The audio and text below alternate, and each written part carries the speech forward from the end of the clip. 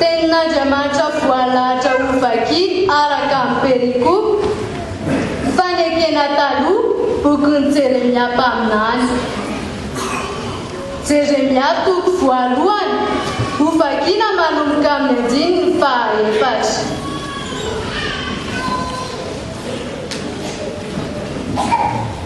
Tonga tako ny tenin'i Jehova nanao hoe: hatro ny fony anao tsy mbola noforoniko tany Egipo no efa fantatro, ary hatro ny fony anao tsy mbola teraka no efa nohamasiny sy notendreko mpaminano amin'ny firenena.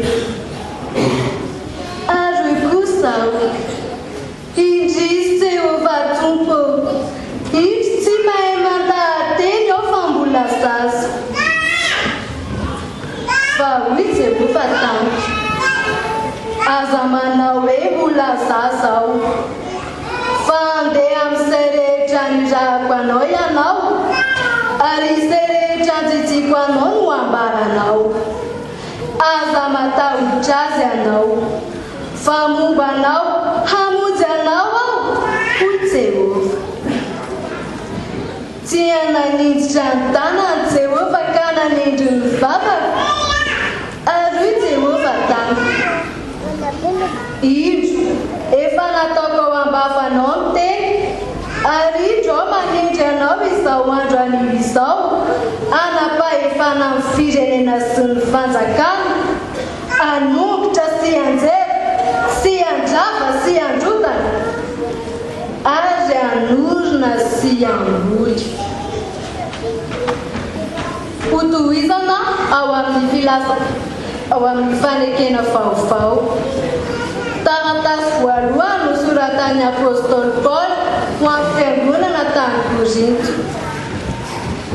Korintiana voalohany toko fahatelo ho vakiana manomboka amin'ny andininy voalohany, ary avy amin'izany ho anakinana ny toriteny.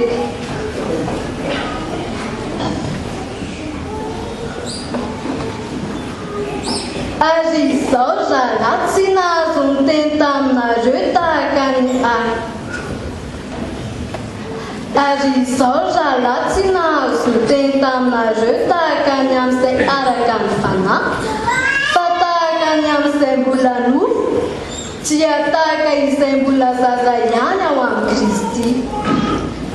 Ronono no nomeko anareo fa tsy fentik'anina, satria tsy mbola natanjaka anareo.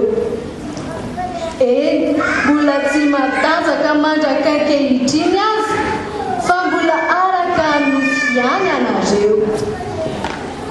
Fa raha misy fialonana sy fifandirana eo aminareo, tsy araka nofo va ianareo ka mandeha araka ny fanaon'olona. Fa raha hoy ny anankiray, izaho ny Paoly, ary ny anankiray kosa, izaho ny Apôlôsy, moa tsy olona ihany va ianareo? Koa inona moa Apôlôsy, ary inona moa Paoly?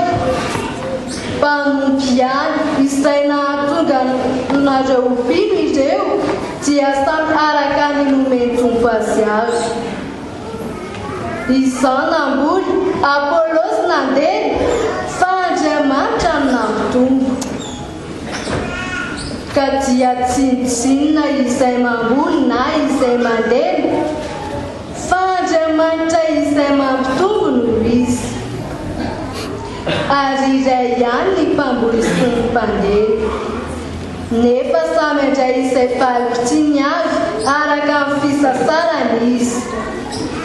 Fa mpiara-miasa amin'Andriamanitra izay, ary sahan'Andriamanitra sy trano arafitr'Andriamanitra ianareo. Ho faranana ao amin'ny filazan-tsaramaso araka ny Saona. Saona toko faha-iraika amby roapolo, ho vakiana manomboka amin'ny andininy faha-dimy ambin'ny folo. Amin'ny anaran'i Jesosy Kristy Tompo.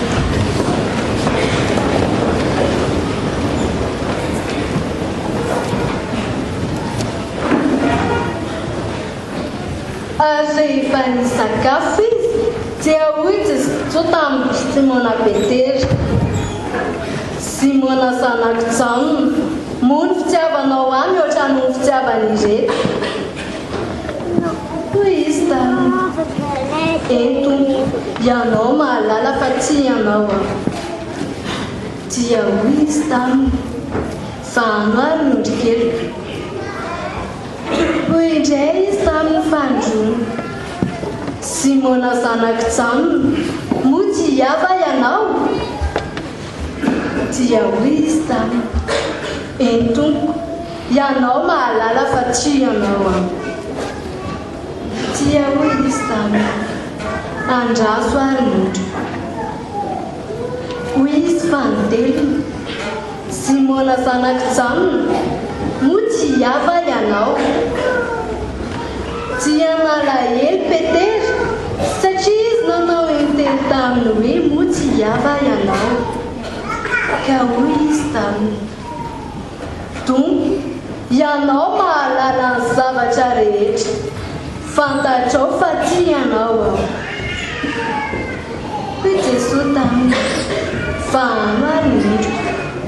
Lazaiko aminao marina dia marina tokoa, raha mbola tanora ianao dia nisikina ka nandeha tamin'izay tianao, fa rehefa antitra kosa ianao dia niditra ny tananao ary olon-kafa no hanikinanao ka hitondranao amin'izay tsy tianao.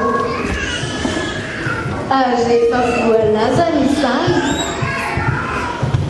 raha izany no lazainy hanambarany fomba ny fahafatesana izay ankalazany an'Andriamanitra. Ary rehefa voalaza izany, dia hoy izy taminy, manara ahy, masina ny tenin'ny Tompo.